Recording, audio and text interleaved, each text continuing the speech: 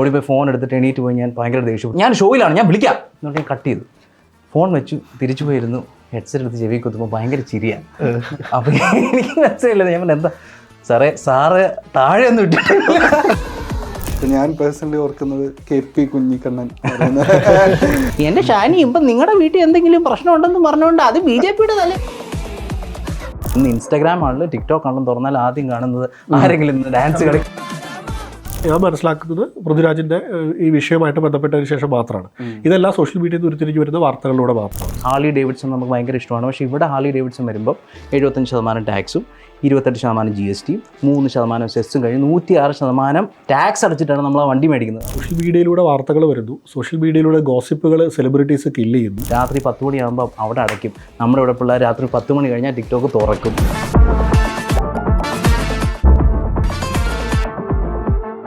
Hi, hello, നമസ്കാരം. Welcome to another episode of folks questions and chronicles. നമ്മുടെ എല്ലാ എപ്പിസോഡിലെയും പോലെ ഈ എപ്പിസോഡിലും നമുക്ക് ഗസ്റ്റ് ഉണ്ട്. പക്ഷേ ഇത്തവണ ഒരു ഗസ്റ്റ് അല്ല, നമുക്ക് 2 ഗസ്റ്റ് ഉണ്ട്. ഞാൻ അവരെ ഇൻട്രൊഡ്യൂസ് ചെയ്യാം. The first guest is A academician, columnist and debater. നിങ്ങൾ TV-യിലൊക്കെ ഡിബേറ്റ് കാണുകയാണെങ്കിൽ ഉറപ്പായിട്ട് ഇദ്ദേഹത്തെ കണ്ടിട്ടുണ്ടാവും. നൺ അതർ ദാൻ രാഹുൽ ഈശ്വറിന്റെ അടുത്ത സുഹൃത്ത് Nirmal. Thank you four having me. And with നമ്മുടെ കയ്യിൽ ഒരു ഗസ്റ്റ് കൂടിയുണ്ട് ഇത്തവണ. And he's A X journalist അല്ലെങ്കിൽ റിട്ടയർഡ് ജേർണലിസ്റ്റ്. അത് കഴിഞ്ഞിട്ട് അതൊന്ന് ബുദ്ധിപൂർവ്വം ചാനലുകൾ ബൈ ചെയ്യുന്നതുകൊണ്ട് പുള്ളി ഓൾറെഡി സ്വന്തമായിട്ട് പോയി കോർപ്പറേറ്റിൽ കയറിയ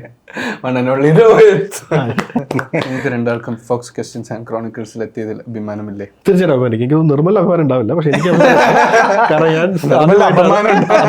ആദ്യമായിട്ടാണ് പത്രത്തിൽ നിന്നും ചാനലിലേക്ക് അല്ലെങ്കിൽ യൂട്യൂബിലേക്ക് വരുന്നത്. നമുക്ക് എന്തായാലും സ്റ്റാർട്ട് ചെയ്യാം. സോ നമ്മൾ ഇന്ന് ഡിസ്കസ് ചെയ്യാൻ പോകുന്നത് ഇപ്പോൾ കറൻ്റ്ലി നടക്കുന്ന ന്യൂസ് റിപ്പോർട്ടിങ്ങും എസ്പെഷ്യലി TV-യിലും അല്ലാതെ ഇൻ ജനറൽ ആളുകൾ കൺസ്യൂം ചെയ്യുന്ന ന്യൂസിൻ്റെ രീതിയെ പറ്റിയാണ്. സോ ഇപ്പോൾ എപ്പോഴെങ്കിലും തോന്നുന്നുണ്ടോ, ഇപ്പോൾ ഒരു news reporting being a journalist and being someone who's regularly on a debate show, എപ്പോഴെങ്കിലും തോന്നുന്നുണ്ടോ ഈ ന്യൂസ് റൂംസ് ഭയങ്കര ലൈക്ക് റിപ്പോർട്ടിംഗ് ഇതൊരു കാർണിവലായി മാറി എന്നുള്ളൊരു തോട്ട് തോന്നിയിട്ടുണ്ട് എപ്പോഴെങ്കിലും? അല്ല, എനിക്കതൊരു നാച്ചുറൽ പ്രോഗ്രഷൻ ആയിട്ടാണ് തോന്നിയിട്ടുള്ളത്. ഇപ്പോൾ നമ്മൾ ഏത് വാക്ക് ഓഫ് ലൈഫ് എടുത്തോ, സ്പോർട്സ് എടുത്തോ, ഇപ്പോൾ ക്രിക്കറ്റ് പണ്ട് ടെസ്റ്റ് ക്രിക്കറ്റായിട്ട് തുടങ്ങി, കളർ ഡ്രസ്സില്ല, വൈറ്റും എല്ലാ പ്ലേയേഴ്സും ഇറങ്ങുന്നു. അപ്പോൾ അതൊക്കെ അത് 60 ഓവർ വൺ ഡേ മാച്ചായി, അവിടെ നിന്ന് കളർ ഡ്രസ്സാക്കി, പിന്നെ 50 ഓവേഴ്സ് ആക്കി, ഇപ്പോൾ 20 ഓവേഴ്സ് ആക്കി, IPL വന്നു, സ്ട്രാറ്റജിക് ടൈം ഔട്ട് വന്നു, ചിയർ ഗേൾസ് വന്നു. അങ്ങനെയുള്ള ഒത്തിരി മാറ്റങ്ങൾ നാച്ചുറലി വരും. കാരണം ആളുകൾക്ക് ഇപ്പോൾ അത്രയും സമയം കാണാനുള്ളൂ. കുറച്ച് കഴിഞ്ഞാൽ ടോസ് ഇട്ടിട്ട് തന്നെ തീരും. അതെ, 10 ഓവറിലൊക്കെ ആകാം. എനിക്കത് പേഴ്സണലി ഇഷ്ടം, അല്ലെങ്കിൽ അത് ഇഷ്ടപ്പെടുന്ന ഒരുപാട് ആൾക്കാരുണ്ട്. അപ്പം അതുകൊണ്ട് തന്നെ നാച്ചുറൽ പ്രോഗ്രഷനായിട്ട് സിനിമ കൊമേഴ്ഷ്യലൈസ് ചെയ്യപ്പെട്ടു, പാട്ടുകൾ അങ്ങനെ. അതുപോലെ തന്നെ ന്യൂസും നാച്ചുറലി ഇങ്ങനെ മാറി എന്നുള്ളതാണ്. അത് ഇഷ്ടപ്പെടുന്നതാണോ എന്ന് ചോദിച്ചാൽ പേഴ്സണലി ഞാൻ ഇഷ്ടപ്പെടുന്നില്ല, പക്ഷേ ഇഷ്ടപ്പെടുന്ന ഒരുപാട് ആളുകളുണ്ട്. എനിക്കൊന്ന് കുറച്ചുകൂടി ഡീറ്റെയിൽ ആയിട്ട് അദ്ദേഹത്തിന് പറയാൻ സാധിക്കുമായിരിക്കും. ജേർണലിസ്റ്റ് എന്ന് പറയുമ്പോൾ ഈ വാർത്ത എന്നുള്ള 2 തരത്തിൽ അവതരിപ്പിക്കുന്നു. ഒന്ന് content creators, original content creators. ഇപ്പോൾ കണ്ടന്റ് ക്രിയേറ്റേഴ്സ് എന്ന് പറയാം. എനിക്ക് തോന്നുന്നു റിപ്പോർട്ടേഴ്സ് എന്നുള്ള സാധനം ഇല്ലാതായി മാറി കണ്ടന്റ് ക്രിയേറ്റേഴ്സ് ആയിട്ടാണ് എടുക്കുന്നത്. ഇപ്പോൾ ഏഷ്യാനെറ്റ് കഴിഞ്ഞ ദിവസം ഒരു ചീഫ് കണ്ടന്റ് ഓഫീസർ എന്നുള്ള പോസ്റ്റാണ് വിളിച്ചത്. അപ്പോൾ അതായത് പണ്ട് എഡിറ്റേഴ്സ് എന്ന് വിളിച്ചിരുന്നതിന് പകരം കണ്ടന്റ് ക്രിയേറ്റേഴ്സ് അല്ലെങ്കിൽ കണ്ടന്റ് മോഡറേറ്റേഴ്സ് എന്നുള്ള രീതിയിലേക്ക് മാറി. അപ്പോൾ ഞാനൊരു ഒറിജിനൽ കണ്ടന്റ് ക്രിയേറ്റർ എന്ന് വിശ്വസിച്ചിരിക്കുന്ന ഒരാളാണ്. നമ്മൾ RT ഉപയോഗിച്ച് അല്ലെങ്കിൽ കോടതികളിൽ നിന്ന് രേഖകൾ ഉപയോഗിച്ച് ആളുകളോട് സംസാരിച്ച് വാർത്ത കണ്ടെത്തുന്നു. അപ്പോൾ നമ്മൾ ബിഹൈൻഡ് ദ സീൻസിലായിരിക്കും ഈ വാർത്ത കൊടുക്കുന്നു. അത് നമ്മുടെ എഡിറ്റർ അത് മോഡറേറ്റ് ചെയ്ത് പത്രത്തിലേക്ക് വരുത്തുന്നു. പിറ്റേ ദിവസം പത്രത്തിൽ വരുമ്പോഴാണ് ഇത് ഏത് രൂപത്തിലെത്തുന്നതെന്ന് എനിക്ക് മനസ്സിലാവുന്നത്. ഇന്നത് മാറി. ഇന്നതൊരു 2 മിനിറ്റ് കൊണ്ട് റിപ്പോർട്ടർ വാർത്ത ബ്രേക്ക് ചെയ്യുന്നു. ഈ ബ്രേക്ക് ചെയ്ത വാർത്ത വൈകിട്ട് 9 മണിക്ക് ചർച്ച ചെയ്യാനുള്ള ഒരു വാർത്ത മെറ്റീരിയൽ ആണോ എന്നുള്ളത് മനസ്സിലാക്കി കഴിഞ്ഞാൽ പിന്നെ അത് ന്യൂസ് പെർഫോമറാണ്. ഒരിക്കലും ഒരു ന്യൂസ്, എനിക്ക് തോന്നുന്നില്ല അതൊരു ജേർണലിസമാണോ എന്ന് പറയാൻ പറ്റുമെന്ന് എനിക്കറിയില്ല. ന്യൂസ് പെർഫോമറാണ്. ഇപ്പോൾ ഈ അടുത്ത് എനിക്ക് തോന്നുന്നു മലയാളത്തിലെ news performer of the year award പോലും പ്രഖ്യാപിച്ചിട്ടുണ്ട്. അപ്പോൾ ഈ പെർഫോമൻസ് ആയിട്ട് മാറുമ്പോൾ അത് ആക്ച്വലി സംഭവിക്കുന്നത് ഡിബേറ്റ് നടത്തുക, ചർച്ച നടത്തുക, ആളുകളെ കൂടുതൽ എൻത്യൂസ് ചെയ്യിപ്പിക്കുക, കൂടുതൽ ആൾക്കാരിലേക്ക് ഇത് എത്തിക്കാനുള്ള ഒരു എൻഗേജ് ചെയ്യിപ്പിക്കാവുന്ന രീതിയിൽ. ഒരു ചെറിയൊരു കാര്യം ആഡ് ചെയ്യാന്ന് വെച്ച് കഴിഞ്ഞാൽ, ഇപ്പോൾ നമ്മൾ പൽക്കി ശർമ്മ വളരെ ഫേമസ്, ഒത്തിരി ആൾക്കാർ ഫോളോ ചെയ്യുന്നൊരു ലേഡിയാണ്. അപ്പോൾ അവരുടെ ശരിക്കും പറഞ്ഞാൽ ഒരു റിസർച്ച് ടീം മൊത്തം ഉണ്ട്. അവർ ഈ ടെലിപ്രോംപ്റ്ററിൽ വായിക്കുന്ന കാര്യങ്ങളെല്ലാം അവരുടെ അടുത്ത് എത്തിക്കുന്ന, ഇതുപോലെ ഗ്രൗണ്ടിൽ വർക്ക് ചെയ്ത് അതിൻ്റെ അകത്ത് സോർട്ട് ചെയ്ത് ആ പെർഫെക്റ്റ് ഇൻഫർമേഷൻ മുന്നിൽ എത്തിക്കുന്ന ഒരു ടീമുണ്ട്. അവരെ നമ്മൾ കാണുന്നില്ല. ഇപ്പോൾ യഥാർത്ഥ ജേർണലിസ്റ്റുകാരെന്ന് വെച്ചാൽ അവരാണ്. ഇവർ പ്രസൻറ്റേഴ്സ് അല്ലെങ്കിൽ രോഹിത് ജി പറഞ്ഞ പോലെ തന്നെ പെർഫോമേഴ്സാണ് എന്നാണ് എനിക്കും പറയാനുള്ളത്.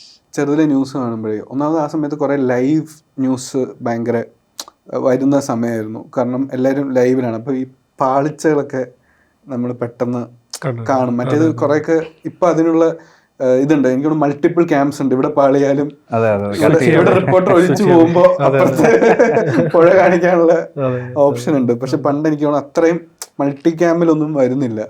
നിങ്ങൾ ഇതുപോലെ എന്തെങ്കിലും പേഴ്സണലി ഓർക്കുന്നുണ്ട് ന്യൂസ് കണ്ടതിൽ എപ്പോഴെങ്കിലും ഇങ്ങനത്തെ ഇത്? ഇപ്പൊ ഞാൻ പേഴ്സണലി ഓർക്കുന്നത് KP കുഞ്ഞിക്കണ്ണൻ ടങ് സ്ലിപ്പാണ്. അതുകൂടാതെ ഞാൻ മറ്റേത് ഞാൻ ലൈവിൽ തന്നെ കണ്ടിട്ടുണ്ട് തോന്നുന്നു. ഒരെണ്ണം എനിക്ക് പറയാമെന്ന് വെച്ചിട്ടുണ്ടെങ്കിൽ ഞാനൊരു PR പേഴ്സൺ എന്നുള്ള രീതിയിൽ പറയാം. അത് അദ്ദേഹത്തിന് പറ്റിയ അബദ്ധം എന്ന് പറയാൻ പറ്റില്ല. നല്ലൊരു PR സപ്പോർട്ടോ അല്ലെങ്കിൽ പുള്ളിയെ ബ്രീഫ് ചെയ്യാൻ പറ്റാത്തതുകൊണ്ടുണ്ടായ ഇതായിരിക്കാം. നമ്മുടെ മുൻ മന്ത്രിയായിരുന്ന EP ജയരാജൻ മുഹമ്മദ് അലിയെ കുറിച്ചിട്ട് ഒരു ഇൻ്റർവ്യൂവിൽ എനിക്ക് തോന്നുന്നു മനോരമയുടെ ചാനലിൽ ഇൻ്റർവ്യൂവിൽ ഉണ്ടായിരുന്നതാണ്. അപ്പോൾ അത് അദ്ദേഹത്തിന് തെറ്റുപറ്റിയെന്ന് ഞാൻ പറയുന്നില്ല. കാരണം വെച്ചാൽ അദ്ദേഹത്തിന് പുറകിലുള്ള PR നല്ല രീതിയിൽ പ്രവർത്തിച്ചില്ല എന്ന് എനിക്ക് തോന്നുന്നത്. കാരണം അദ്ദേഹത്തിന് ചാനലിൽ പറയുന്നതിന് മുമ്പ് ബ്രീഫ് ചെയ്ത് കൊടുക്കണം, ഇന്ന ആളെ കുറിച്ചാണ് പറയേണ്ടത്. അതുകൊണ്ട് പറ്റിപ്പോയൊരു അബദ്ധമാണെന്നാണ് ഞാൻ വിശ്വസിക്കുന്നത്. എൻ്റെ കേസിൽ ഇത് വന്നിട്ടില്ല, പക്ഷേ സ്റ്റുഡിയോയിലുള്ള എല്ലാവരും കണ്ട ഒരു കാര്യമാണ്. അപ്പം അത് എന്താണെന്ന് ഞാൻ പറയാം. ഒരു ദിവസം രാവിലെ ബഡ്ജറ്റ് 2022 ബഡ്ജറ്റ് ഡിസ്കഷനാണ്. ഈ ബഡ്ജറ്റിനൊക്കെ വിളിക്കുമ്പോൾ ചിലപ്പോൾ രാവിലെ പെട്ടെന്ന് വിളിക്കുന്നത്. അപ്പം ഞാൻ രാവിലെ ഒരു 7 മണിക്കൊക്കെ എണീക്കുന്ന ആളാണ്. എൻ്റെ വൈഫ് എന്നെ വിളിച്ച് എണീപ്പിക്കാറ്, അലാമൊക്കെ ഞാൻ വെക്കുന്നത് ചിലപ്പോൾ മറക്കും. അപ്പോൾ ഒരു ദിവസം രാവിലെ 6:45 എനിക്ക് ഫസ്റ്റ് ഒരു കോൾ വരിക. അപ്പോൾ ഈ കോൾ വന്ന് ഞാൻ എടുത്ത് വെച്ചപ്പോൾ ഹലോ സാറേ, ഞാൻ ചാനലിൻ്റെ പേര് പറയുന്നില്ല. അപ്പം ബഡ്ജറ്റിൻ്റെ ഒരു ഡിസ്കഷനോട് സാർ എപ്പോഴാണ് ജോലിക്ക് പോകുന്നത്? ഞാൻ പറഞ്ഞു ഞാൻ 9 മണിയാകുമ്പോൾ എത്തും. അങ്ങനെയാണ് ഇപ്പോൾ 7 മണിക്കത്തെ ഷോയ്ക്ക് ഒന്ന് കയറാവോ, ചെറിയ 2 റിമാർക്സ് പറഞ്ഞു. ഞാൻ ഓക്കെ എന്ന് പറഞ്ഞു. അപ്പം ഞാൻ ഓടിപ്പോയി പല്ല് വെച്ചു, ഡ്രസ്സൊക്കെ ചെയ്ത് നേരെ പോയിരുന്നു, ഹെഡ്സെറ്റ് വെച്ചു. ആദ്യത്തെ എൻ്റെ ബൈറ്റ് കൊടുത്തു. ബൈറ്റ് കൊടുക്കുന്നതിനിടെയാണ് 7 മണിക്ക് പറഞ്ഞ വൈഫ് കണ്ടിന്യൂസ് വിളിക്കും. ഞാൻ എണീറ്റെന്ന് അറിയാം, ക്രർ വൈബ്രേഷൻ നമുക്കറിയാം. അപ്പോൾ ഇത് കണ്ടിന്യൂസ് അടിക്കുമ്പോൾ എനിക്ക് ഭയങ്കര ഡിസ്ട്രാക്ഷൻ ആയിരുന്നു. സംസാരിച്ച് കഴിഞ്ഞ് ഇവർ അവതാരക ഇടവേള എന്ന് പറഞ്ഞ സമയത്ത് ഞാൻ ഹെഡ്സെറ്റ് മാറ്റി വെച്ചു. ഓടിപ്പോയി ഫോൺ എടുത്തിട്ട് എണീറ്റ് പോയി. ഞാൻ ഭയങ്കര ദേഷ്യം, ഞാൻ ഷോയിലാണ്, ഞാൻ വിളിക്കാം എന്നിട്ട് ഞാൻ കട്ട് ചെയ്തു. ഫോൺ വെച്ചു, തിരിച്ചു പോയിരുന്നു. ഹെഡ്സെറ്റ് എടുത്ത് ചെവി കുത്തുമ്പോൾ ഭയങ്കര ചിരിയാണ്. അപ്പോൾ എനിക്ക് മനസ്സിലായില്ല. ഞാൻ എന്താ സാറ് താഴെ ഒന്നും ഇട്ടിട്ടില്ല. അപ്പോൾ ഞാൻ എണീറ്റോടി ഷർട്ടൊക്കെ ഇട്ട് നല്ല വൃത്തിയായിട്ട് കയറി. അപ്പം ഞാൻ പറഞ്ഞു ഇത് ബ്രേക്കാണ്, സ്റ്റുഡിയോയിലെല്ലാവരും കണ്ടു, പക്ഷെ ഇത് ലൈവ് പോയിട്ടില്ല എന്നുണ്ട്. അപ്പം എൻ്റെ അത് ഈ പറഞ്ഞ പോലെ ഒരു ലക്കാണ്. പക്ഷെ അങ്ങനത്തെ ഇൻസ്റ്റൻസസ് ഒക്കെ ഉണ്ടാകാം പലപ്പോഴും. ലക്ക് ഇല്ലായ്മയാണ് ഇപ്പോഴും ഒരു മീമും സെൻസേഷനും ആയേനെ. അവരുടെ ആർക്കൈവ്സും കാണും കേട്ടോ, എനിക്കറിയില്ല. അതുകൊണ്ട് ഞാൻ ചാനലിന്റെ പേര് പറയാം. ഞാൻ ചോദിച്ചിട്ട് BBC ഒരു വളരെ ഫേമസ് ആയിട്ടുള്ള ഒരു കുട്ടി കയറി വന്ന് അത് ലൈവിൽ പോയിട്ടുണ്ട്. കുട്ടി മനസ്സിലായി, അതായത് ബ്രീഫ് ചെയ്തുകൊണ്ടിരിക്കുകയായിരുന്നു ലോക പൊളിറ്റിക്സിനെ കുറിച്ച്. നഖശികാന്തം വിമർശിച്ചുകൊണ്ടിരിക്കുന്ന സമയത്ത് പുള്ളിയുടെ കുഞ്ഞാണ് ഒന്ന് പുറകിന്നോട്ട് കയറി വന്നു. അപ്പം മെയ്ഡ് പുറകിൽ വന്ന കുഞ്ഞിനെ എടുത്തോണ്ട് പോകുന്ന വിഷ്വൽ ലൈവായിട്ട് പോയി. ഓക്കെ ഒരു ഞാൻ കണ്ടിട്ടുണ്ട്, ഓൺലൈൻ. ഇത് ഓർമ്മയുണ്ടോ നമ്മൾ ഈ TV റിപ്പോർട്ടേഴ്സ് 24 അവർ റിപ്പോർട്ട് ചെയ്യുമ്പോഴേ ഈ പറഞ്ഞ പോലെ ഇതിന്റെ ഇടയിൽ ഇവരെന്താ ചെയ്യുന്നുള്ള ഒരു തവണ എനിക്കോട് വേണു മറ്റേ ലാപ്ടോപ്പ് അത് ഇതൊക്കെ എങ്ങനെയാന്ന് വെച്ച് ഇത് കഴിഞ്ഞ് എനിക്ക് സ്കൂളിൽ പഠിക്കുമ്പോൾ ഒരു CD ഇട്ടു. അതിൻ്റെ അകത്ത് ന്യൂസ് റൂമിലെ പാളിച്ചേർന്ന് പറഞ്ഞിട്ടൊരു ഫോൾഡർ തന്നെ ഇങ്ങനത്തെ കുറെ ടങ് സ്ലിപ്സും ഇത് ആളുകൾ സൂക്ഷിച്ചു വെച്ചിട്ടുണ്ട്. അതുപോലെ ഈ മറ്റേ വെള്ളം വന്നിട്ട് ഇങ്ങനെ ചെറിയ രീതിയിൽ ഇങ്ങനെ എസ്പെഷ്യലി അങ്ങനെ റിപ്പോർട്ട് ചെയ്യുമ്പോൾ മറ്റേ വെള്ളം തെറിക്കുക, മറ്റേ ഇവിടെ ഭയങ്കര അപകടം നടക്കുന്ന സമയത്ത് ബസ്സുകാരൻ വന്ന് എനിക്കും തട്ടാൻ പോവാം. പറഞ്ഞ വാർത്ത അവതാരകരെ നമ്മൾ കാണുമ്പോൾ പലപ്പോഴും ആ ഒരു പോളിഷ്ഡ് വേർഷനാണ് നമ്മൾ കാണുന്നത്. എല്ലാവരുടെയും വേറൊരു വേർഷനുണ്ട്. അത് ഈ തരത്തിൽ ഞാൻ കണ്ടിട്ടില്ലെങ്കിലും പക്ഷേ എനിക്ക് കുറച്ചുകൂടി അതിൽ ഇൻസൈറ്റ് ഉണ്ടാവും. ഒരു എക്സാമ്പിൾ രാഹുൽ ഈശ്വർ, താങ്കൾ ആദ്യം രാഹുൽ ഈശ്വറിൻ്റെ പേര് മെൻഷൻ ചെയ്തു. വർഷങ്ങളായിട്ട് എനിക്ക് അറിയാവുന്ന ഒരു വ്യക്തിയാണ്.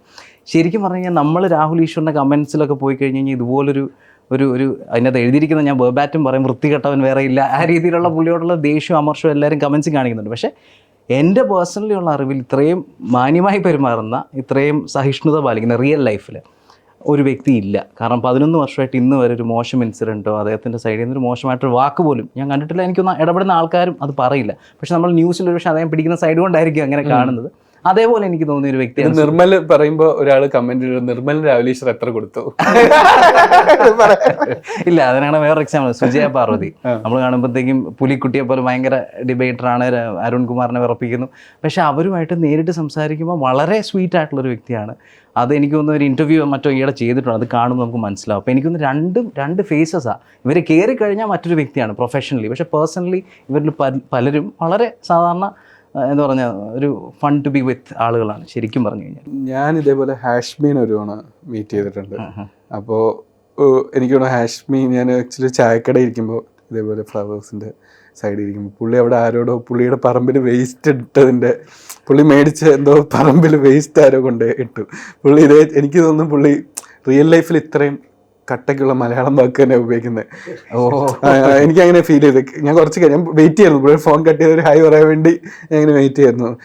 ഇത്തരത്തിൽ കാണിക്കുന്നവരൊക്കെ നമ്മൾ എന്നൊക്കെ പറഞ്ഞ് വളരെ ഇങ്ങനെ ഇതിപ്പോ ഞാൻ ഇവിടെ ആയിപ്പോയി എന്നുള്ള രീതിയിൽ ഭയങ്കര ഒരു ഇത് തന്നെയായിരുന്നു. അപ്പൊ എനിക്ക് തോന്നുന്നു മോർ ഓഫ് ലൈക്ക് അത് ഓരോരുത്തരുടെ പേഴ്സൺസിന്റെ ഡിഫറെന്റ്. പിന്നെ എനിക്ക് ആ ടൊണാലിറ്റി നമ്മൾ കയറുമ്പോൾ ഈ മൊത്തത്തിൽ ഒരു പ്ലെയിൻ ടോണിലാണ് ആ ഒരു വാർത്താ ടോൺ ഉണ്ടല്ലോ. ഇപ്പൊ ചെറിയ വ്യത്യാസം. നമ്മുടെ ഷാബു പ്രസാദ് BJP അനുകൂലിയായിട്ടുള്ള ഒരു അനലിസ്റ്റ്, പുള്ളിയുടെ സംസാരമൊക്കെ രസമാണ്. എനിക്കത് കുറച്ച് വ്യത്യസ്തമാണ്. ഞാൻ ചെറുതായിട്ട് പുള്ളി അനുകരിക്കാറുണ്ട്. അയ്യേ എന്റെ ഷാനി ഇപ്പം നിങ്ങളുടെ വീട്ടിൽ എന്തെങ്കിലും പ്രശ്നം ഉണ്ടെന്ന് പറഞ്ഞുകൊണ്ട് അത് BJPയുടെ തലേ വെക്കുന്നത് എങ്ങനെയാന്ന് ഇങ്ങനെ പുള്ളി സംസാരിക്കുന്നത്. അപ്പോൾ ആ കേട്ടിരിക്കുന്നത് നമുക്കൊരു രസമാണ് അപ്പുറത്തെ സൈഡിലിരിക്കുമ്പോൾ. അപ്പോൾ പഴയ ആ രീതിയിൽ ഈ ആ ഒരു പ്ലെയിൻ ടൊണാലിറ്റി വെച്ചുകൊണ്ടിരിക്കുന്നതൊക്കെ പതുക്കെ പറഞ്ഞ പോലെ മാറുന്നുണ്ട്. ഈവൻ അനലിസ്റ്റുകൾക്കിടയിലും മാറുന്നുണ്ട് അത്. ഇപ്പോൾ ഫോർ എക്സാമ്പിൾ നമുക്കൊരു ഹ്യൂമറിൻ്റെ വാല്യൂ ഉണ്ട്. പക്ഷെ ശബരീഷിൻ്റെ സ്റ്റാൻഡപ്പ് കാണുന്ന ഒരു ഹ്യൂമറാണ് അതിൻ്റെ വാല്യൂ കാണുന്നത്. പൈസ ഇങ്ങോട്ട് തരണം. ആകാശദൂത് സിനിമ കാണുമ്പോഴത്തേക്ക് അതിനകത്തൊരു ഇമോഷണൽ വാല്യൂ ഉണ്ട്. അതേപോലെ ഞാനിപ്പം മനസ്സിലാക്കുന്ന വെച്ചാൽ ഒരു ഹെയ്റ്റ് വാല്യൂ, അതേപോലെ ഇപ്പോൾ സന്തോഷ് പണ്ട് ഒരു കണ്ടംപ്റ്റ് വാല്യൂ, പുച്ഛം ഒരു വാല്യൂ ആണ് ശരിക്കും പറഞ്ഞു കഴിഞ്ഞാൽ. നമ്മളിപ്പം ഞാൻ എൻ്റെ വൈഫിൻ്റെ എക്സാമ്പിൾ ആയതുകൊണ്ട് ഫാദറിലോ, ഞാൻ ആളുടെ പേര് പറയുന്നില്ല, ഒരു ഫേമസ് ജേർണലിസ്റ്റാണ്, പാൻ ഇന്ത്യ ജേർണലിസ്റ്റാണ്, ഇംഗ്ലീഷ് ജേർണലിസ്റ്റാണ്. പുള്ളിയുടെ വാർത്ത വൈകുന്നേരം ഇരുന്ന് കാണും. നിങ്ങൾക്ക് വേണമെങ്കിൽ പേര് പറയട്ടെ, ഈ ഷോ കാണുന്നില്ല, ആരും കണ്ടാലോ. ഇത്രയും പേര് ഇഷ്ടമില്ലാത്തതാണല്ലോ ആൾ കാണുമ്പോൾ. എൻ്റെ ഫാദറിനെ കാണുമ്പോൾ നമ്മൾ കണ്ടിരുന്നു കഴിഞ്ഞാൽ നമുക്ക് ടെൻഷൻ തോന്നും. കാരണം പുള്ളി കടിച്ചു പിടിച്ച് ദേഷ്യത്തോടെ കാണുന്നത്. അപ്പം ഞാൻ പപ്പ ഇത് മാറ്റിയത് കാണണ്ട, നമുക്ക് വേറെ എന്തെങ്കിലും കാണാം. ഇല്ലില്ല അവൻ എന്നാ പറയുന്നു നോക്കട്ടെ, ദേഷ്യം. അപ്പോൾ ആ ദേഷ്യത്തിൽ അരമണിക്കൂർ കണ്ട് നമ്മൾ TRP കൊടുക്കുന്നുണ്ട്. അപ്പോൾ അതൊരു വാല്യൂ ആണ്. ഇപ്പോൾ ഈ പറഞ്ഞ ഒരു രാഷ്ട്രീയം നമ്മൾ ഇഷ്ടപ്പെട്ട് കാണുന്നതുകൊണ്ട് ഇഷ്ടപ്പെടാതെ കാണുന്നതും ഒരു വാല്യൂ ആയിട്ട്. വയലൻസോടുകൂടി കണ്ടുകൊണ്ടിരിക്കുന്നത് ഇപ്പോൾ നമ്മൾ 2K കിട്ടുന്നു. ഇപ്പോൾ ഈ പറഞ്ഞ പോലെ മാർക്കോ വളരെ മോശം ഒരു എന്താ പറയുക ടോർച്ചർ പോൺ എന്ന് പറഞ്ഞ് ഞാൻ ഒരുപാട് കാലത്ത് ഇഷ്ടപ്പെട്ടിരുന്ന ഹോസ്റ്റൽ, സോ സീരീസ്, സോ സിനിമകളൊക്കെ കണ്ടുകൊണ്ടിരുന്നത്. അപ്പോൾ അതൊക്കെ എനിക്ക് പകുതി വെച്ച് നിർത്താൻ തോന്നുമായിരിക്കും. കാരണം പേടിച്ചിട്ടാണ്. സോ നമ്മൾ അയ്യോ പേടിച്ചിട്ടാണ്. പക്ഷെ മാർക്കോ പകുതി വെച്ച് കണ്ടിരിക്കും. കാരണം അത് കാണിച്ചു തന്നെയാണ് കാണിച്ചുകൊണ്ടിരിക്കുന്നത്. അപ്പോൾ വയലൻസ് ആണെങ്കിൽ പോലും എനിക്ക് തോന്നുന്നു നമ്മൾ ഈ ഡിബേറ്റിലേക്ക് വരുമ്പോൾ, അല്ലെങ്കിൽ നമ്മളിപ്പോൾ ചർച്ച ചെയ്യുന്ന ഒരു വിഷയത്തിൽ വരുന്ന സമയത്ത് എനിക്ക് തോന്നുന്നു വയലൻസ് ഏറ്റവും ആദ്യം തുടങ്ങുന്നത് ന്യൂസ് റൂമുകളിൽ നിന്നാണ് അല്ലേ. ഇപ്പൊ മാതൃഭൂമി ന്യൂസിൽ മാധവൊക്കെ എടുത്ത് പുറത്തിറങ്ങി പോകും. എന്റെ ഷോയിൽ നിന്ന് നിങ്ങൾ ഇറക്കി വിടും. അതായത് വീട്ടിലേക്ക് നമ്മളിപ്പോ ഈ പറഞ്ഞ സ്വന്തം ചിലപ്പോൾ ചില ആൾക്കാരെ സ്വന്തം കാറിൽ പെട്രോൾ അടിച്ച് അവിടെ വന്നിരുന്ന് ചാനലിൽ ചർച്ചയിൽ പങ്കെടുക്കുന്ന ആളെയാണ് ഇറക്കി വിടുന്നത്. പണ്ട് ശശി തരൂരിനെ പോലെയുള്ള ആളുകൾ വന്ന് പങ്കെടുത്തിരുന്ന ഷോയിൽ ഇപ്പൊ ആരാണ് വരുന്നത്? നിർമ്മല ഇബ്രാഹിം അത് അടിയിൽ തുണി പോലും എടുക്കാത്തവര്. ആക്ച്വലി നോക്കുമ്പോൾ ഇത്തരത്തിലുള്ള സ്റ്റാർ വാർസ് പങ്കെടുത്തിരുന്ന ഇത്തരത്തിലുള്ള ആളുകൾ ചർച്ചയിലേക്ക്. അല്ല, ഇത് എനിക്ക് തോന്നുന്നു നിർമ്മല ഇപ്പം ഒരുപാട് നാളായിട്ട് അദ്ദേഹത്തിന്റെ ഒരു ബാക്ക്ഗ്രൗണ്ട് തന്നെ ഡിബേറ്റിങ്ങിന്റെ എനിക്ക് പേഴ്സണലി അറിയാം. നിർമ്മലിന്റെ ജസ്റ്റിഫൈ ആ 10 രൂപ ക്യാൻസലായി. ചർച്ചകൾക്കിടയിൽ പലപ്പോഴും ഞാൻ പറഞ്ഞിട്ടുണ്ട് ഈ ആർട്ട് ഓഫ് ഡിബേറ്റിംഗ് ഉണ്ട്, ആർട്ട് ഓഫ് ഡൈവേർഷൻ ഉണ്ട്. ആ ഡൈവേർഷൻ്റെ കേസിൽ എനിക്ക് തോന്നിയിട്ടുള്ള ഇടതുപക്ഷ നിരീക്ഷകർ അല്ലെങ്കിൽ രാഷ്ട്രീയക്കാരാണ് ഏറ്റവും ഭംഗിയായിട്ട് ഡൈവേർട്ട് ചെയ്യുന്നത്. ഇപ്പോൾ ഉദാഹരണത്തിന് ഞാനൊരു പോസിറ്റീവായിട്ടാണോ നെഗറ്റീവായിട്ടാണോ? രണ്ട് രീതിയിലും. അത് അവർക്ക് പോസിറ്റീവ് ആയിരിക്കും. ന്യൂസ് ചാനലിൽ എങ്ങനെയാണെന്ന് എനിക്കറിയത്തില്ല. അപ്പം ഞാൻ പലപ്പോഴും ന്യൂട്രൽ ഡിസ്കഷൻസിനാണ് പറയുക, ഡിബേറ്റ്സിനൊക്കെ വല്ലപ്പോഴും പോകും. അപ്പോൾ ആ ഡിബേറ്റ് പോയപ്പോൾ ഞാൻ ആദ്യമായിട്ട് ഞെട്ടിയതാണ്. കാരണം ഒരു കുറേ കാര്യങ്ങൾ പറഞ്ഞതിന് ശേഷം ഒരാളെന്നോട് പറഞ്ഞു, ഇത് പച്ചക്കള്ളമാണ്, ഇത്തരത്തിലുള്ള പച്ചക്കള്ളം പറയുന്ന പൊളിറ്റിക്കൽ അനലിസ്റ്റുകളെയാണ് ആദ്യം കേരളത്തിൽ നിന്ന് കളയേണ്ടത്. അപ്പം ഞാനത് ടേക്കണം ബാക്ക്, കാരണം ആദ്യമായിട്ട് എങ്ങനെ റെസ്പോൺസ് കിട്ടുന്നത്. പക്ഷേ അത് പറയുമ്പോൾ അവർ പിന്നെ അടുത്ത് ചോദിക്കുന്നത് വെച്ച് കഴിഞ്ഞാൽ അങ്ങനെയാണെങ്കിൽ 95-ൽ കോൺഗ്രസ് ചെയ്തതിനെക്കുറിച്ച് നിങ്ങൾക്ക് എന്താണ് അഭിപ്രായം? അപ്പോൾ അങ്ങനെ ഒരു ഡിസ്കഷനോട്ട് പോകുന്നു. പക്ഷേ അതൊരു ഡൈവേർഷനാണ് ശരിക്കും പറഞ്ഞത്. അപ്പം നാച്ചുറലി എന്നെയും അവർ ഡൈവേർട്ട് ചെയ്യാണ്. അതൊരു എനിക്കൊന്നൊരു ഞാൻ പോസിറ്റീവായിട്ടാണ് പറയുന്നത്. കുറച്ചുകൂടെ debate, if you can't make them understand confuse dum എന്നൊരു ചൊല്ലുണ്ടല്ലോ, അതുപോലെ കുറച്ചുകൂടെ കൺഫ്യൂസ് ചെയ്യുന്നതിന് അവർ മിടുക്കരാന്ന് എനിക്ക് തോന്നിയിട്ടുണ്ട്. ഓൾസോ ഇടയ്ക്ക് ഈ ന്യൂസിൽ ആളുകൾ ഇങ്ങനെ ഉത്തരം കിട്ടാതാകുമ്പോൾ റേഞ്ച് കട്ടായ പോലെ അഭിനയിക്കാം. അങ്ങനെ സൂം ഒക്കെ അങ്ങനെ എളുപ്പമാണ്. ന്യൂസ് റൂമിലാണെ പറ്റത്തില്ല, കാരണം എല്ലാവരും അപ്പുറത്ത് പിന്നെ അങ്ങനെ ചെയ്യേണ്ടി വന്നിട്ടുണ്ടോ? ഇല്ല. പക്ഷേ ചോദ്യങ്ങൾക്ക് മുന്നിൽ ഇല്ല. പക്ഷേ ഒരു നല്ല ഉത്തരം പറഞ്ഞിട്ട് മൊത്തം പോയിട്ടുണ്ട്. അതായത് പറഞ്ഞോണ്ടിരിക്കും ഞാനിങ്ങനെ സ്റ്റക്കായി. അപ്പോൾ ആ ഒരു സമയം അങ്ങനെ ഉണ്ടായിട്ടുണ്ടെന്നല്ലാതെ അങ്ങനെ പേടിച്ചിരിക്കാൻ പറ്റാത്ത വിഷമം. ഞാൻ ഇതേപോലെ പേഴ്സണലി എനിക്ക് ഇതിൽ ഏറ്റവും ന്യൂസ് ഞാൻ ഈ ഡിബേറ്റ്സ് ഞാൻ പേഴ്സണലി എൻജോയ് ചെയ്ത ഒരാൾ അഡ്വക്കേറ്റ് ജയശങ്കറിൻ്റെ കൈൻഡ് ഓഫ് ലൈക്ക് ഇതാണ്. കാരണം ഭയങ്കര സർക്കാസ്റ്റിക് ആയിരിക്കും ചില സമയത്ത്. അപ്പം എനിക്കൊരു പേഴ്സണലി ഇങ്ങനത്തെ ടൈപ്പ് ഓഫ് ഹ്യൂമർ ഇഷ്ടമുള്ള ഞാൻ ആ സമയത്താണ് ആക്ച്വലി അദ്ദേഹം എപ്പോഴും ഇതിൻ്റെ അകത്ത് വരും.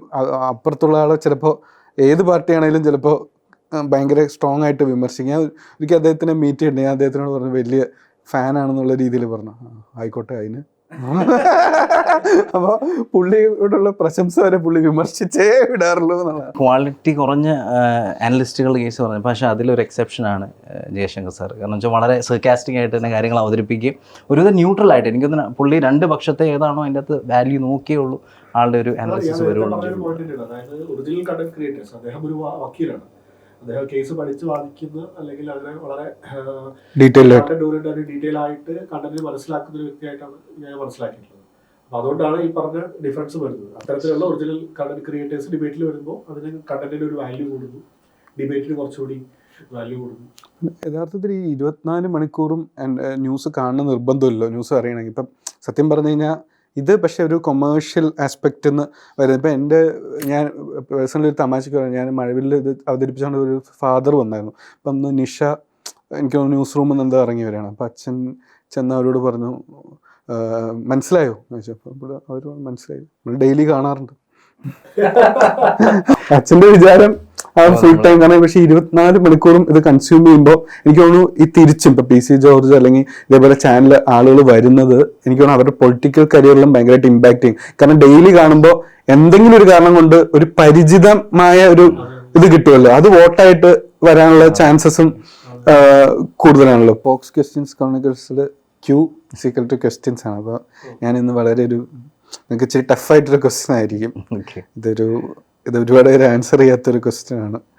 ഭയങ്കര ഇൻ്റലിജൻസ് വേണ്ട ഒരു ക്വസ്റ്റ്യൻ ആണ്. എനിക്കറിയില്ല നിങ്ങളെ കൊണ്ട് പറ്റുമെന്ന്, എന്നാലും ചോദിക്കാം. അളകനന്ദയുടെ പ്രായം എത്ര?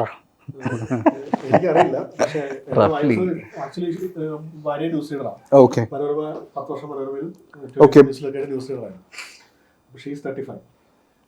വൈഫിന്റെ പേര് ഓക്കെ ന്യൂസ് റീഡർ ആയിരുന്നു.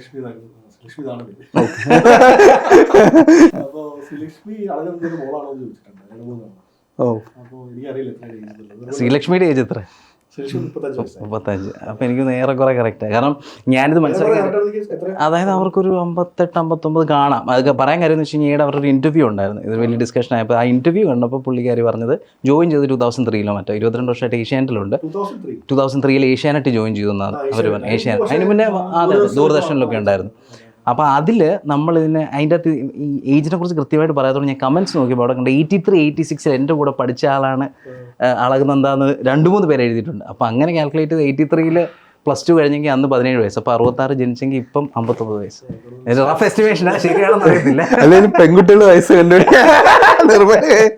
എനിക്ക് ഞാൻ ഈ ക്വസ്റ്റ്യൻ ചോദിച്ചു, ഞാൻ വിക്കിപീഡിയോട് ചോദിച്ചു, എനിക്ക് കിട്ടിയിട്ടില്ല, അതുകൊണ്ട് എനിക്ക് അറിയില്ല. അപ്പൊ ഇത് കാണുമ്പോ നമുക്ക് അതിന് മുമ്പ് കമന്റിൽ പറയാ. നിരന്തരം നിർമ്മലം ഇത് തന്നെ പണി. എനിക്ക് തോന്നുന്നു she will be one of the person who can say that ബുള്ളറ്റിനായി മാത്രം തുടങ്ങിയ ന്യൂസ് പിന്നീട് ഇങ്ങനെ ഡിബേറ്റ്സ് ആയി, അല്ലെങ്കിൽ ഫുൾ സാറ്റലൈറ്റും, പിന്നെ ഇപ്പോൾ സാറ്റലൈറ്റ് ഇല്ലാതെ തന്നെ ഡിജിറ്റൽ മാത്രം സർവൈവ് ചെയ്യുന്ന. ഇങ്ങോട്ടൊരു ചോദ്യം ചോദിച്ചാൽ തിരിച്ച് എനിക്കുണ്ട്. TRP എന്ന് കേട്ടിട്ടില്ലേ? എന്താണ് TRP? ഫുൾ ഫോം പറഞ്ഞിട്ട് രണ്ടുപേരും പറഞ്ഞു കേട്ടോ. അങ്ങനെ ഞാൻ ഒറ്റയ്ക്ക് വിടുന്നില്ല. ഇല്ല തിരി ഇങ്ങോട്ട് താങ്ങിയതല്ലേ. ഒരു ഹിന്റ് തരാം. P എന്തായിരിക്കും? 6 എന്തായിരിക്കും? റേറ്റ് ആണോ? Rating okay. അല്ല ഇപ്പൊ TRP ഏകദേശം ഒരു അണ്ടർസ്റ്റാൻഡിങ് ശബരീഷനുണ്ടല്ലോ. അപ്പൊ നേരത്തെ ഈ പറഞ്ഞില്ലേ ഇപ്പൊ എന്തുകൊണ്ട് ഈ അടിപിടി നടക്കുന്നു, അല്ലെങ്കിൽ ഞാൻ പറഞ്ഞു LDF ഇങ്ങനെ സംസാരിക്കുമ്പോൾ അത് രസമുണ്ട്, അതൊക്കെ പറയാൻ കാരണം വെച്ച് കഴിഞ്ഞാൽ അത് TRP. ഇപ്പം സത്യസന്ധമായിട്ടുള്ള ജേർണലിസം എന്ന് പറയുമ്പം ഇപ്പം ഞാൻ പെപ്സിയുടെ പരസ്യം ഹാൻഡിൽ ചെയ്യുന്നു. ഇപ്പോൾ ഇദ്ദേഹം PR അദ്ദേഹത്തിന് അറിയാം. അപ്പം ഞാൻ അവിടെ ചെന്നിട്ട് നിങ്ങൾ സത്യസന്ധമായിട്ട് വാർത്ത കൊടുക്കുന്ന ആൾക്കാരാണ്, എന്നാൽ ഒരു 10 ലക്ഷത്തിൻ്റെ പരസ്യം തരാമെന്ന് ആരും പറയത്തില്ല. നിങ്ങൾക്ക് എത്ര വ്യൂവർഷിപ്പ് ഉണ്ട്, ഏത് പ്രോഗ്രാമിനാണ് വ്യൂവർഷിപ്പ്, ആ വ്യൂവർഷിപ്പിൻ്റെ അടിസ്ഥാനം ഇപ്പം അൺഫോർച്ചുനേറ്റ്ലി ഈ പറയുന്ന തീവാർന്ന ചർച്ചകളും ചെറിയ രീതിയിലുള്ള വയലൻസും അല്ലെ അഗ്രഷനും ഒക്കെയാണ്. അപ്പോൾ അതുകൊണ്ട് നാച്ചുറലി അത് പെർഫോമൻസായി മാറുന്നു എന്നുള്ളതാണ് അതിൻ്റെ സത്യം. ഓക്കെ, ആദ്യത്തെ ജേർണലിസ്റ്റ് അക്കാഡമിക്കലി പറയുകയാണെങ്കിൽ മഹാത്മാഗാന്ധിയല്ല, അതിന് 15th സെഞ്ച്വറിയിലൊക്കെ ഈ പറഞ്ഞ പോലെ അവിടെ കൊലപാതകം നടന്നു, അല്ലെങ്കിൽ ഒരാളെ പച്ചയ്ക്ക് കത്തിച്ചു എന്നൊക്കെ പറഞ്ഞ വാർത്തകൾ നമ്മൾ വായിച്ചിട്ടുണ്ട്, ഇപ്പോഴും വായിക്കുന്നുണ്ട്. അതൊക്കെ ആരെങ്കിലും റെക്കോർഡ് ചെയ്ത് വെച്ചിട്ടുണ്ടാവുമല്ലോ. അപ്പോൾ അതും ജേർണലിസം ഉണ്ടായിരുന്നു, അല്ലെങ്കിൽ റിപ്പോർട്ടേഴ്സ് ഉണ്ടായിരുന്നു, ഉണ്ടായിരുന്നിരിക്കണം. ആരാന്നുള്ള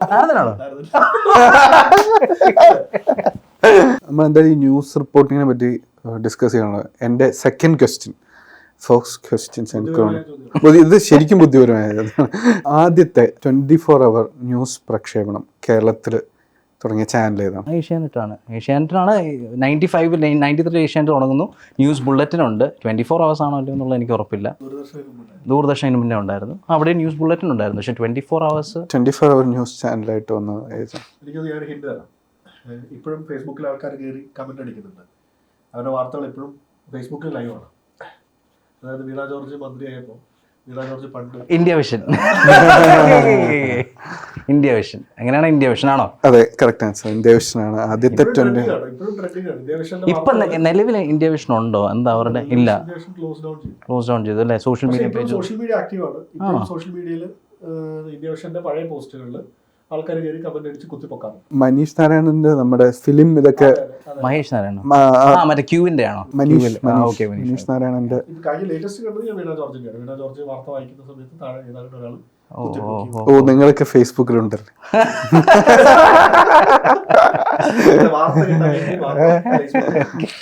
ഒരു ദിവസം 15 മിനിറ്റ് ശേഷമുള്ള വാർത്ത വേണ്ട.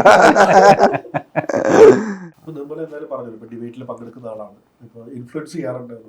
ഇൻഫ്ലുവൻസർ ആണല്ലേ? അല്ല, ടെസ്ല വിഷയത്തില് ടെസ്ലയെ കല്ലെറിയുന്ന ആൾക്കാരെ കൊണ്ട് ഇപ്പോ ക്രിമിനൽ കേസ് എടുക്കും, അല്ലെങ്കിൽ ഫെഡറൽ നിയമപ്രകാരം, ഇന്നത്തെ അമേരിക്കയിലെ നിയമം ഫെഡറൽ നിയമമാണ്, നിയമപ്രകാരം കേസ് എടുക്കും എന്നാണ് ട്രംപ് പറയുന്നത്. അപ്പൊ അത് അനുകൂലിച്ചും പ്രതികൂലിച്ചും പറയുന്നു. ട്രംപിന് അല്ല, അത് ഏതൊരു ഗവൺമെന്റ് ആണെങ്കിലും ഇപ്പൊ പറഞ്ഞ ഒരു വണ്ടിക്കെട്ട് കല്ലെറിയുന്നു എന്ന് പറയുന്ന ഒരു ക്രൈമാണ്. അല്ല, ഏത് വണ്ടിക്കെട്ട്, അതിപ്പോ അദ്ദേഹം അങ്ങനത്തെ രീതിയിൽ സംസാരിക്കാറുണ്ട്. ഇപ്പൊ ഇച്ചിരി എക്സ്ട്രീം ആണ് എങ്കിലും, ഇപ്പൊ ടെസ്ലയുടെ കേസിലാണെന്നുണ്ടെങ്കിൽ അദ്ദേഹം സുഹൃത്തായതുകൊണ്ടല്ല, അത് ബേസിക്കലി ഒരു ക്രൈമാണ്. ക്രൈം ചെയ്യുന്ന ഏതൊരാളും ഒരു ക്രിമിനലാണ്. അപ്പൊ ആ രീതിയിൽ ട്രീറ്റ് ചെയ്യാൻ പറ്റത്തുള്ളൂ. ഒരു പാവം ബിസിനസ്സുകാരൻ, ഒരു ബിസിനസ്സുകാരൊന്നുമല്ല. ഇപ്പൊ ടാരിഫ്, ഫോർ എക്സാമ്പിൾ, ടാരിഫ് എടുക്കുകയാണെങ്കിൽ ഇപ്പോൾ പലപ്പോഴും ഞാൻ രണ്ട് സൈഡും പിടിക്കേണ്ടി വന്നൊരു വിഷയമാണ്. ഇപ്പോൾ ടാരിഫിന്റെ കേസ് എന്ന് പറഞ്ഞു കഴിഞ്ഞാൽ എല്ലാവരും പറഞ്ഞ് ട്രംപ് ടാരിഫ് കൂട്ടുന്നു, ഇന്ത്യ ആക്രമിക്കുന്നു, റെസിപ്രോക്കൽ ടാരിഫ് കൊണ്ടുവരുന്നു പറഞ്ഞാൽ. അപ്പോൾ ഒറ്റ ഉദാഹരണം പറയാം. നമുക്ക് ഏറ്റവും ഇഷ്ടമുള്ള ബൈക്കുകൾ എന്നാണ് ഹാർലി ഡേവിഡ്സൺ നമുക്ക് ഭയങ്കര ഇഷ്ടമാണ്. പക്ഷേ ഇവിടെ ഹാർലി ഡേവിഡ്സൺ വരുമ്പോൾ 75% ടാക്സും 28% GST, 3% സെസ്സും കഴിഞ്ഞ് 106% ടാക്സ് അടച്ചിട്ടാണ് നമ്മൾ ആ വണ്ടി മേടിക്കുന്നത്. അതുകൊണ്ടാണ് നമുക്കത് എക്സ്പെൻസീവ് വന്നത്. ശരിയല്ലേ? എൻ്റെ വീടിനകത്ത് കൂടി കയറില്ല അത് മേടിക്കുന്നു. എന്നാൽ ഇവിടുന്ന് ഒരു സാധനം അങ്ങോട്ട് വിടുന്നുണ്ട്. ഏത് വണ്ടിയാണെന്നറിയാം? ഏത് വണ്ടിയാണ്? എൻ്റെ ചോദ്യം. റോയൽ എൻഫീൽഡ് അങ്ങോട്ട് വിടുന്നു. എത്ര ഇഷ്ടമല്ല? എൻ്റെ കയ്യിലുള്ളതുകൊണ്ടാ. എത്ര അത് അങ്ങോട്ട് അയക്കുമ്പം 2.5% ടാക്സ് മേടിക്കുന്നത്. തിരിച്ചൊന്ന് ചിന്തിച്ചേ, നിങ്ങൾ അവിടുത്തെ പ്രസിഡന്റാണ് ചിന്തിക്കുന്നത് ഇത്രയും വലിയ ഡിസ്പാരിറ്റിയോ? നമ്മൾ ഇങ്ങോട്ട് മേടിക്കുന്നു, നമ്മൾ 2.5% അവരുടെ നിന്ന് മേടിക്കുന്നു, നമ്മുടെ കയ്യിൽ നിന്ന് 106% മേടിക്കുന്നു. എന്ത് ന്യായമാണ് ഏതൊരു പ്രസിഡന്റും ചിന്തിക്കുക? അതുകൊണ്ട് അതിനെ ഞാൻ കുറ്റം പറയത്തില്ല. പക്ഷേ അതിൻ്റെ മറുവശമുണ്ട്. ഈ ഓരോ ദിവസവും എണീക്കുമ്പോൾ പുള്ളിക്ക് തോന്നുന്ന പോലെ നിയമം മാറ്റുന്ന അനുസരിച്ച്, ഇപ്പം ഒരു എക്സാമ്പിൾ പറയാം. സ്റ്റോക്ക് മാർക്കറ്റിൽ അത്യാവശ്യം ട്രേഡിംഗ് നടത്താൻ ആഗ്രഹിക്കുന്ന ഒരാളാണ് എങ്കിൽ നിങ്ങളിപ്പോൾ നടത്തുമോ? ഇല്ല. കാരണം ഇന്ന് ട്രംപ് എന്ത് പറയുമെന്നുള്ള പേടിയില്ല. നാളെ സ്റ്റോക്ക് മാർക്കറ്റ് ഇടിയോ, ഡോളറിൻ്റെ വാല്യൂ എന്താവും? അതാണ് അതിൻ്റെ ഒരു നെഗറ്റീവ് വശം. അതുകൊണ്ട് പുള്ളിയെ പൂർണ്ണമായിട്ട് സപ്പോർട്ട് ചെയ്യാൻ പറ്റത്തില്ല. പക്ഷേ പോസിറ്റീവിനോട് തിരിച്ചു പോയി കഴിഞ്ഞ് കഴിഞ്ഞാൽ, ഇപ്പം നിങ്ങൾ ഇന്ത്യയുടെ പ്രസിഡന്റ് ആണെങ്കിൽ ആരുടെ ഇൻട്രസ്റ്റ് നോക്കണ്ടേ? ഇന്ത്യയുടെ ഇൻട്രസ്റ്റ് നോക്കണ്ടേ, ലോകത്തിൻ്റെ ഇൻട്രസ്റ്റ് അല്ല. അപ്പോൾ അദ്ദേഹത്തിൻ്റെ രാജ്യത്തെ ജനങ്ങൾക്ക് ഏറ്റവും പ്രോസ്പെരിറ്റി എങ്ങനെ കൊണ്ടുവരാൻ നോക്കുന്നു. അതിൽ അദ്ദേഹത്തെ തെറ്റ് പറയാൻ പറ്റത്തില്ല. ശരിക്കും അമേരിക്കയുടെ പ്രസിഡന്റാണ്. നിങ്ങൾ പക്ഷേ എന്ന് പറഞ്ഞാൽ അപ്പം തിരിയും. പക്ഷേ എന്ന് പറഞ്ഞു കഴിഞ്ഞാൽ പുള്ളി അതേ പറയാം. ചില സമയത്ത് നമ്മൾ അനലിസ്റ്റ് എന്നുള്ള രീതിയിൽ 2 വർഷവും അറിഞ്ഞിരിക്കണം.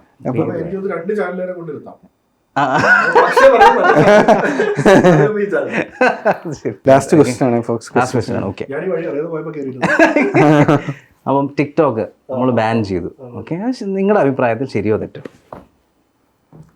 ഞാൻ പേഴ്സണലി ബാൻ ചെയ്യുന്നതിന് തന്നെ, അൺലെസ് അത് ഭയങ്കര സിവിയർ എന്തെങ്കിലും ഉണ്ടാക്കുന്നത്, ഇപ്പം ഹെൽത്ത് ഇഷ്യൂസ് ഭയങ്കര, ഇപ്പം എന്തെങ്കിലും ഒരു സംഭവം ഭയങ്കരമായിട്ട് ക്യാൻസർ ഉണ്ടാക്കുന്നു എന്ന് പറയുമ്പോൾ ചിലപ്പോൾ ബാൻ ചെയ്യുന്നതോട് എനിക്ക് ഓക്കെയാണ്. ഇങ്ങനെ ടിക്ടോക്കൊക്കെ ബാൻ ചെയ്യുന്നതെന്ന് പറഞ്ഞു കഴിഞ്ഞാൽ ഞാൻ അതിനോട് യോജിക്കാത്തൊരു കാര്യം, ഇപ്പോൾ UAE വാട്സപ്പ് കോളില്ല. എനിക്കറിയാവുന്ന ഒരുപാട് പേര് VPN ഉപയോഗിച്ച് തന്നെ ഇത് ചെയ്യുന്നുണ്ട്. ഇപ്പോൾ ഇന്ത്യയിൽ ടിക്ടോക്ക് ബാൻ ചെയ്തു എന്ന് കരുതി നമ്മൾ യഥാർത്ഥത്തിൽ അത് എന്തൊരു ചൈനീസ് ആപ്പ് ആയതുകൊണ്ട് what's the idea behind it എന്നുള്ളതാണ് എനിക്ക് ഫസ്റ്റത്തെ ഡൗട്ട്. രണ്ടാമത്തത്, ഞാൻ ഈ ബാനിങ്ങിന് എതിരായിട്ടുള്ള സംഭവം എന്താ വെച്ച് കഴിഞ്ഞാൽ, ഇപ്പോൾ ഞാൻ കണ്ടിട്ടുണ്ട് Tier 2 സിറ്റീസിലൊക്കെ ആളുകളുടെ മേജർ കൺസെപ്ഷൻ ഒരു സമയത്ത് ടിക്ടോക്കും മോജു ആയിരുന്നു. മോജു ഇപ്പോഴും ആളുകൾ യൂസ് ചെയ്യുന്നുണ്ട്. അവർ ഇൻസ്റ്റാ റീലിന് മുമ്പ്, ഇപ്പം ഞാനൊരു സ്ഥലത്ത് പോയപ്പോൾ ഒരു ലൈക്ക് അവിടെ ഒരു ഈ മറ്റേ കുക്ക് ചെയ്യാൻ വരുന്ന ചേച്ചി അവരുടെ ഫോം ഓഫ് കണ്ടന്റ് എക്സ്പ്രഷൻ ഇതായിരുന്നു. കാരണം അവർക്കൊരു സ്വന്തമായിട്ടൊരു ക്യാമറ എടുത്ത് റെക്കോർഡ് ചെയ്ത് അങ്ങനെ ഒരുപാട് പ്രിവിലേജ്ഡ് അല്ലാത്ത ആളുകളുടെ കണ്ടന്റ് വന്നുകൊണ്ടിരുന്ന ഒരു പ്ലാറ്റ്ഫോം ആയിട്ട് കൂടിയാണ് ഞാൻ ടിക്ടോക്ക്. അതിനാണല്ലോ നമ്മുടെ ഇവിടെ ആളുകൾ കണ്ണാപ്പി എന്നൊക്കെ വിളിച്ച് കളിയാ, കണ്ണാപ്പി കണ്ടന്റ് അല്ലെ ചപ്രി കണ്ടന്റ് എന്നൊക്കെ ഹിന്ദിയിൽ പറഞ്ഞ്. അതായത് അവരുടെ വീടിന്റെ ഇതേപോലെ ബാക്ക്ഗ്രൗണ്ടുകൾ നല്ലതായിരിക്കില്ല, ചിലപ്പോൾ വാർക്കപ്പണിക്കാരന്റെ പാട്ടായിരിക്കും. അപ്പൊ അത് കേൾക്കാൻ പറ്റാത്തതിന്റെ ഒരു ഇതുകൂടി ഞാൻ കാണുന്നുണ്ട്. അതൊരു എന്നെ പേടിപ്പിക്കുന്നുണ്ട്. എല്ലാം എന്തിനാണ് ഇങ്ങനെ റിംഗ് ലൈറ്റ് വിട്ട് ചിരിച്ച് പോളിഷ്ഡ് ആയിട്ട് വരേണ്ട നിർബന്ധം? അത് മാത്രം നമ്മൾ കാണുന്ന നിർബന്ധം അവർക്കൊരു റെപ്രസെന്റേഷൻ ആയിട്ടും കൂടി. ഞാൻ ആപ്പ് അങ്ങനെയാണെന്നല്ല പറയുന്നത്, പക്ഷെ it was accessible to them. അപ്പൊ എനിക്ക് പേഴ്സണലി ശബരി ചോദിച്ചത് ചോദ്യം റെലവെന്റ്. അപ്പൊ എന്തിനായിരിക്കും ബാൻ ചെയ്യുന്നുള്ളൊരു ചോദ്യം. അത് ഒബ്വിയസ്ലി ഗവൺമെന്റ് പറഞ്ഞിരുന്നത് ചൈനീസ് അടിച്ചു മാറ്റുന്നു, കണ്ടന്റ് അടിച്ചു മാറ്റുന്നു, അല്ലെങ്കിൽ രഹസ്യങ്ങൾ കൊണ്ടുപോകുന്നു. പക്ഷേ ഷയോമി പോലുള്ള ചൈനീസ് ഫോണുകൾ ഇപ്പോഴും മാർക്കറ്റിൽ അവൈലബിൾ ആണ്. ഒരു മൊബൈൽ ഫോണിൽ കിട്ടുന്നതിൽ കൂടുതൽ ഡേറ്റ എനിക്ക് തോന്നുന്നില്ല ടിക്ടോക്കിൽ കിട്ടും. പക്ഷെ എനിക്ക് നേരത്തെ ഇൻഫ്ലുവൻസ് എന്നൊരു വാക്ക് ഉപയോഗിച്ചില്ലേ, അതുമായിട്ട് ബന്ധപ്പെടുത്തി പറയണമെന്നുണ്ടെങ്കിൽ ഇപ്പൊ ടിക്ടോക്കിൽ ഒരു ഉദാഹരണം പറയാം. ഇബ്രാഹിം ബാദുഷാ തൊട്ടുള്ള ഒരു ടിക്ടോക്കിൽ വളരെ പ്രശസ്തരായിട്ടുള്ള ഒരു കാരിക്കേച്ചറിസ്റ്റ് ഉണ്ട്. അദ്ദേഹം മരിച്ചുപോയി. ഏകദേശം 10 ലക്ഷത്തോളം ഫോളോവേഴ്സ് പുള്ളിക്ക് ഉണ്ടായിരുന്നു. പക്ഷെ പുള്ളി മരിക്കാൻ കാരണം ഒരു 5000 രൂപ അല്ലെങ്കിൽ 10000 രൂപ പുള്ളിക്ക് സേവ് ചെയ്യാൻ പറ്റാത്തതുകൊണ്ടാണ് പുള്ളി മരിച്ചുപോയത്. കാരണം പുള്ളി ഒരു ഷോ നടത്താനായിട്ട് കോഴിക്കോട് പോയി ട്രാവൽ ചെയ്ത് തിരിച്ചു വന്നു. ആ സമയത്ത് ശ്വാസതടസ്സവും പ്രശ്നങ്ങളൊക്കെ കൊണ്ടാണ് മരിക്കുന്നത്. അപ്പോൾ അതിന് മുമ്പ് ടിക്ടോക്ക് ഇല്ലാതായി, ടിക്ടോക്ക് റവന്യൂ ഒന്നും കിട്ടിയിട്ടില്ല. പക്ഷേ ടിക്ടോക്ക് കണ്ടിന്യൂസ് ആയിട്ട് ചെയ്തിരുന്നെങ്കിൽ അദ്ദേഹത്തിന് ഒരു റവന്യൂ ഒക്കെ ആയിട്ടുണ്ടായിരുന്നു. അപ്പോൾ എന്തുകൊണ്ടാണ് എനിക്ക് മനസ്സിലാവുന്നില്ല ഇപ്പോൾ ഈ പറഞ്ഞ സെക്യൂരിറ്റി ആസ്പെക്റ്റിൽ ബാൻ ചെയ്യുന്നത്. സെക്യൂരിറ്റി ഉണ്ട്, പിന്നെ എനിക്ക് തോന്നുന്നത് കൾച്ചറൽ ആസ്പെക്റ്റ് ഉണ്ട്. ഇപ്പം ചൈനയിൽ ശരിക്കും പറഞ്ഞു കഴിഞ്ഞാൽ വേറൊരു പേരില്ല ടിക്ടോക്ക് അറിയപ്പെടുന്നത്. ചൈനയിലെ ടിക്ടോക്കും ലോകത്തെ മറ്റേത് രാജ്യത്തുള്ള ടിക്ടോക്കും ഭയങ്കര ഡിഫറൻറ്റാണ്. അത് നിങ്ങൾ വായിച്ചു നോക്കുക അതിനെക്കുറിച്ച്. അതായത് ചൈനയിലെ ടിക്ടോക്ക് എന്ന് പറഞ്ഞു കഴിഞ്ഞാൽ 18 വയസ്സിന് താഴെയുള്ള കുട്ടികൾക്ക് ലിമിറ്റേഷൻസ് ഉണ്ട്. 2 അതിനകത്ത് പ്രൊമോട്ട് ചെയ്യുന്ന ആൽഗരിതം പ്രൊമോട്ട് ചെയ്യുന്ന കണ്ടന്റ് എന്ന് പറഞ്ഞാൽ cultural heritage, scientific inventions, innovations, creativity, ക്രാഫ്റ്റുകൾ. ഇതാണ് നമ്മൾ തുറന്നാൽ കാണുന്നത്. ഒറ്റ ഉദാഹരണം ഞാൻ ശബരിയോട് ചോദിക്കും. ഇന്ന് ഇൻസ്റ്റാഗ്രാം ആണല്ലോ ടിക്ടോക്ക് ആണെങ്കിലും തുറന്നാൽ ആദ്യം കാണുന്നത് ആരെങ്കിലും ഇന്ന് ഡാൻസ് കളിക്കുന്ന അല്ലേ? അതാണ് നമ്മൾ സ്ക്രോൾ ചെയ്യുമ്പോൾ കണ്ടുകൊണ്ടിരിക്കുന്നത്. ഇതാണ് അവർ നമുക്ക് തരുന്നത്. എന്നാൽ അവിടുത്തെ കുട്ടികൾ തുറക്കുമ്പോൾ ക്രാഫ്റ്റ് വർക്കും ഇന്നോവേഷനും സയൻസും മറ്റും മാത്രമേ കാണുള്ളൂ. രാത്രി 10 മണി ആകുമ്പോൾ അവിടെ അടയ്ക്കും. നമ്മുടെ ഇവിടെ പിള്ളേർ രാത്രി 10 മണി കഴിഞ്ഞാൽ ടിക്ടോക്ക് തുറക്കും, കണ്ടുകൊണ്ടിരിക്കും. അപ്പൊ അതൊരു കൾച്ചറൽ ആസ്പെക്ട് ഉണ്ടെന്ന്, ആ ഒരു മോശം ഇൻഫ്ലുവൻസ് ഉണ്ടെന്നുള്ളൊരു പറഞ്ഞു.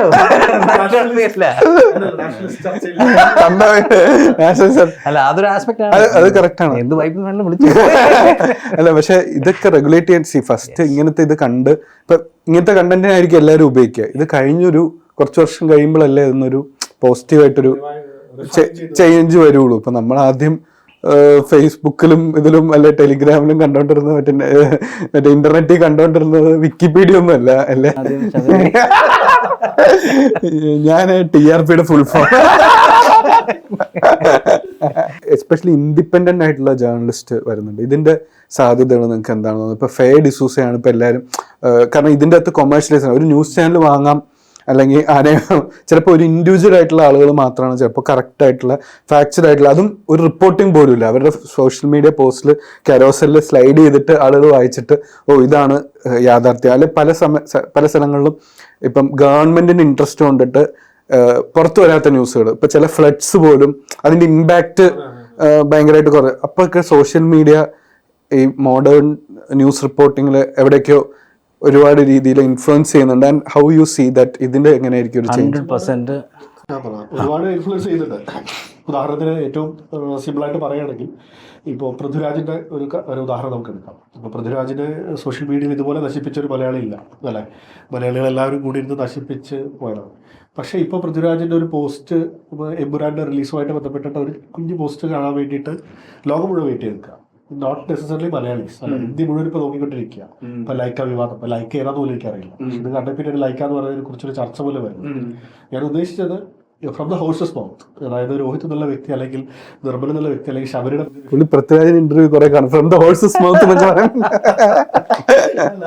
ഞാൻ പറഞ്ഞത് ഒരു വ്യക്തിക്ക് ഒരു കാര്യം പുറത്ത് പറയണമെങ്കിൽ അത് പ്രത്യേകിച്ച് സെലിബ്രിറ്റി ലെവലില് അല്ലെങ്കിൽ മന്ത്രിമാര് ഇത്തരത്തിലുള്ള ആളുകൾ, അതായത് ഇപ്പോൾ ഹോളിവുഡിലും ബോളിവുഡിലും ഒക്കെയുള്ള ഗോസിപ്പുകളൊക്കെ നശിപ്പിക്കുന്നത് അല്ലെങ്കിൽ കില്ല് ചെയ്യുന്നത് ഇപ്പോൾ അവരവരുടെ ഫേസ്ബുക്കിൽ അല്ലെങ്കിൽ ഇൻസ്റ്റയിൽ ഇടുന്ന ഒരു സ്റ്റോറിയാണ്. ഒരു കുഞ്ഞു സ്റ്റോറി ഇടുമ്പോഴാണ് ഞാൻ പറഞ്ഞു ഞാനും പിന്നെ ഇന്ന ആളുമായിട്ടുള്ള അതിന്റെ പാർട്ണറും തമ്മിലുള്ള വിഷയം ഒരു പ്രശ്നമില്ലാതെ കൊണ്ട് കെട്ടിപ്പിടിച്ചൊരു ഫോട്ടോ ഇട്ട് കഴിഞ്ഞാൽ അതോടുകൂടി ആ പ്രശ്നം തീർന്നു.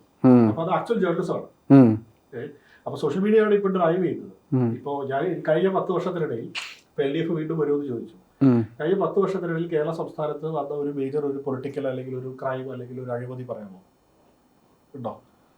കഴിഞ്ഞ 10 വർഷത്തിൽ വന്ന ലൈഫ് മിഷൻ മേജർ മേജർ അല്ലേ? ഞാൻ ഉദ്ദേശിച്ചത് ഈ പറഞ്ഞ സ്വപ്ന സുരേഷോ അല്ല, മന്ത്രിസഭയെ ഇളക്കി മറിക്കുന്ന രീതിയിലുള്ള ഇവിടെയോ കേരളത്തിൽ വരുന്നില്ല, നാഷണൽ ലെവലിലും വരുന്നില്ല, എല്ലാം സമരസപ്പെട്ട് പോയിക്കൊണ്ടിരിക്കുകയാണ്. കാരണം ജേർണലിസം അല്ലെങ്കിൽ ജേർണലിസ്റ്റുകൾ എല്ലാവരും തന്നെ ഇപ്പോൾ ഈ പറഞ്ഞ ന്യൂസ് കാർണിവലോ അല്ലെങ്കിൽ സോക്കോൾ ഡിബേറ്റിന്റെ പുറകിലേക്ക് ഓടി നടന്ന് കഷ്ടപ്പെട്ട് പുതിയ വാർത്തകൾ കണ്ടെത്താനുള്ള ശ്രമങ്ങൾ ഇല്ലാതാവും. നമ്മളിന്ന് ഡിസ്കസ് ചെയ്ത ന്യൂസിനെ പറ്റിയിട്ടാണെങ്കിലും, പക്ഷേ ഇന്ന് ഇപ്പോൾ മെയിൻ സ്ട്രീം ന്യൂസ്, അതായത് ഇപ്പോൾ സാറ്റലൈറ്റ് ചാനൽ എന്ന് പറയുമ്പോൾ എല്ലാ ചാനലും പെടുന്നുണ്ട്, സാറ്റലൈറ്റ് അല്ലെങ്കിൽ പേപ്പർ, ഇതൊക്കെ മാറിയിട്ട് പോലും ഇതൊക്കെ ഉണ്ടെങ്കിൽ പോലും ആളുകൾ മോസ്റ്റ്ലി ഒരു ഇൻഡിപെൻഡൻ്റ് ആയിട്ടുള്ള സോഴ്സുകൾ അല്ലെങ്കിൽ അവിടെയാണ് ഒതൻറ്റിസിറ്റി ആളുകൾ പ്രതീക്ഷിക്കുന്നത്. കാരണം മറ്റേത് ഒരു ചാനൽ ഹൗസിന് ബൈ ചെയ്യാം, അവർക്ക് അവരുടെ ഒരു സൈഡ് ഉണ്ടാവും. ഇപ്പം ഞങ്ങൾ പണ്ട് തമാശക്ക് ഒരാളുടെ വീട്ടിൽ വരുത്തുന്ന പത്രം ഏതാന്ന് നോക്കിക്കഴിഞ്ഞാൽ അവരുടെ രാഷ്ട്രീയം മനസ്സിലാക്കാം എന്നുള്ള. സോഷ്യൽ മീഡിയയിൽ ഇൻഡിപെൻഡൻ്റ് ആയിട്ടുള്ള ജേർണലിസ്റ്റുകൾക്ക് ഈ പ്ലാറ്റ്ഫോം ഉപയോഗിച്ചുകൊണ്ട്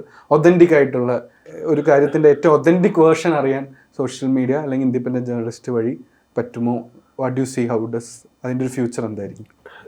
നമുക്ക് ന്യൂസ് ഡെസ്കിൽ തുടങ്ങാം. അതായത് ഇപ്പോൾ ഒരു വാർത്ത കുറച്ചധികം എഡിറ്റേഴ്സ് ഇരുന്ന് ചർച്ച ചെയ്ത് നാളെ ശബരി വായിക്കേണ്ടത് എന്താണെന്ന് ഞാൻ മനസ്സിലാക്കി ഞാൻ തീരുമാനിക്കുന്ന വാർത്തകൾ പത്രത്തിൽ വരുന്നൊരു കാലം, ചാനലിൽ വരുന്നൊരു കാലം, അത് മാറി ഇപ്പോൾ ഡ്രൈവ് ചെയ്യുന്നത് സോഷ്യൽ മീഡിയ ആണെന്ന് വിശ്വസിക്കുന്ന ഒരാളാണ് ഞാൻ.